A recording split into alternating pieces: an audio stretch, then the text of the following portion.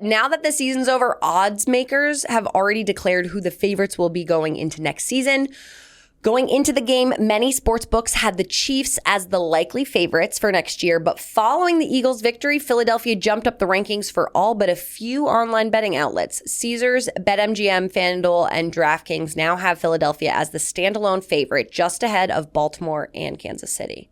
Okay, but what does that mean to be the favorite, though? Like, the bettors expect you to be the winner. So, like, if we're going to fight, let's say we're in a boxing match. Okay. And, like, you're the favorite, all of the bettors expect you to win. Right, okay. Yeah.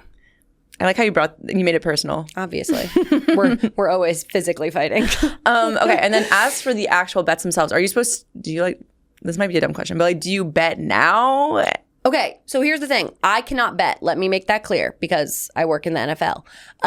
But from what I know about betting, you can bet at any time, right? Oh, okay. But it's more so that the odds will change. So let's say like you place a bet right now and the odds are really high that the Eagles are going to win. Let's just say that, something crazy happens and Jalen Hurts is no longer their quarterback next season or something. It's not. Everyone relax.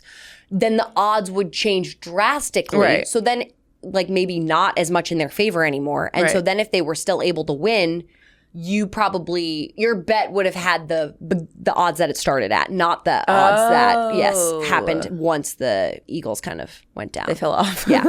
So it's just like the odds change throughout the year. Yeah. So all right, I got it. So like you can place your bet whenever, but it's just kind of up to it's a little harder. Like how are you going to predict if there's a player change or a quarterback change or a coaching change or like an injury next season? So that's why, that all adds into the odds, if that makes sense. It does make sense. Okay. It does make sense. Okay. So I'm curious because I feel like the Chiefs have been, poised to be like this sort of dynasty team. They're amazing. You can't beat them.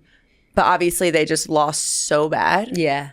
So what are people saying about this? Like, are the Chiefs kind of losing that status? Is it going to be like the Eagles is going to be the new team to beat? Are going to be the new team to beat? I will say the Eagles are very young, so that helps a lot. But their offensive coordinator, Kellen Moore, he's being targeted by the New Orleans Saints to become their next head coach.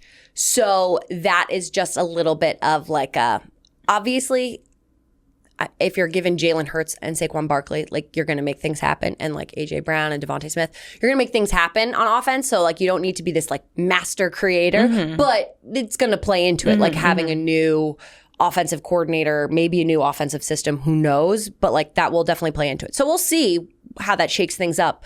But I will just say, I think a lot of people are coming at Mahomes saying like, oh, this ruined his legacy. He can't be even remotely in the same conversation as Tom Brady, blah, blah, blah, blah, blah. I just want to put into perspective, Tom Brady lost 3 Super Bowls, in case anyone was forgetting that. Obviously not to like this drastically of like a score differential, but like, okay, he lost 3 of them. It happens. Also, losing sometimes is the best thing that can happen to you because it kicks you in the butt. That's true. And I will say, Mahomes is 29, for anyone who's forgetting. Brady had 3 Super Bowls at 29.